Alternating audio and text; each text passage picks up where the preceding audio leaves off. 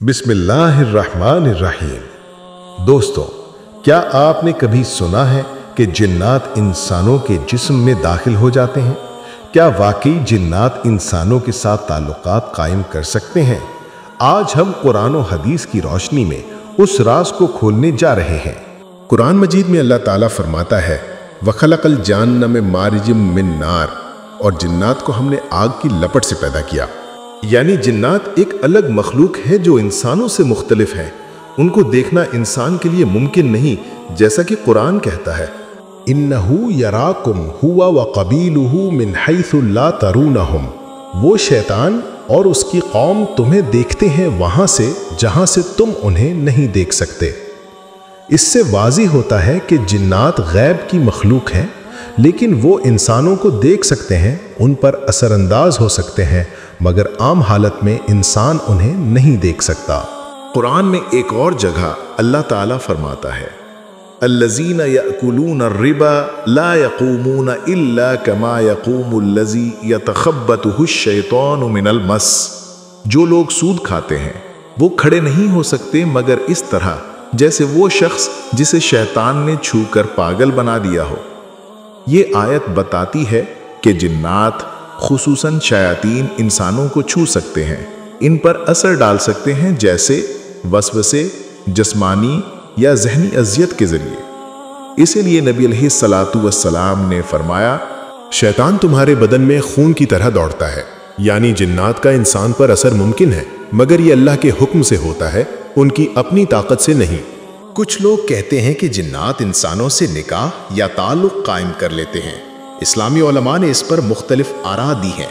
इमाम इब्न तैमिया रहमतुल्लाह फरमाते हैं कि बाज़ जिन्नात इंसानों से मोहब्बत करते हैं और बाज़ औक़ात वो जिस्मानी तौर पर इन पर काबिज़ हो जाते हैं, लेकिन ये चीज़ नापसंदीदा और हराम है।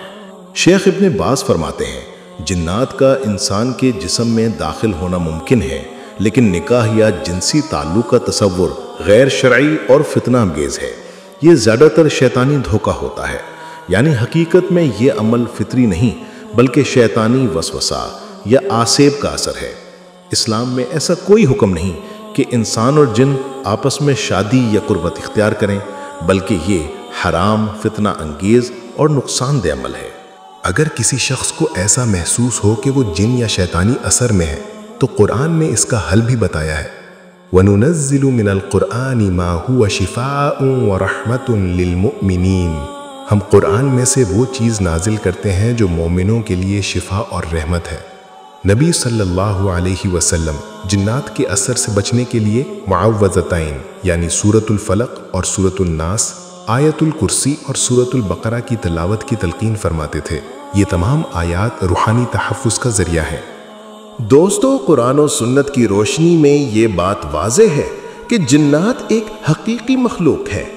वो इंसानों को नुकसान पहुंचा सकते हैं, मगर अल्लाह की इजाज़त के बगैर कुछ नहीं कर सकते। जो लोग उनसे नाजायज़ ताल्लुकात या ताकत हासिल करने की कोशिश करते हैं, वो दरअसल शैतान के जाल में फंस जाते हैं। हमें चाहिए कि हम कुरान, नमाज और जिक्र से अपने आप को शैतानी वसवसों से बचाएं। कभी जिन्नात या शैतान से दोस्ती या ताल्लुक की कोशिश मत करो। अगर तुम्हें कोई डराए, कहे कि जिन तुम्हारे साथ है, फौरन आयतल कुर्सी पढ़ो, अल्लाह पर यकीन रखो, क्योंकि जिन्नात का जोर ईमान वालों पर नहीं चलता। कुरान में एक और जगह अल्लाह ताला फरमाता है, इन्नहु लैसा लहू सुल्तानुन अलल्लज़ीना आमनु वो अला रब्बिहिम यतवक्कलून। यानी बेशक शैतान का उन पर कोई इख्तियार नहीं जो ईमान लाए और अपने रब पर भरोसा करते हैं।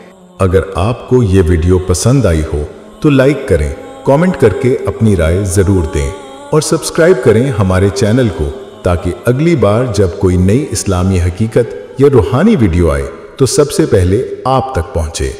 अल्लाह आप सब की हिफाजत फरमाए, आपके दिलों को ईमान से भर दे और हमें कुरान पर अमल करने वाला बना दे। अस्सलामु अलैकुम व रहमतुल्लाहि व बरकातुहू।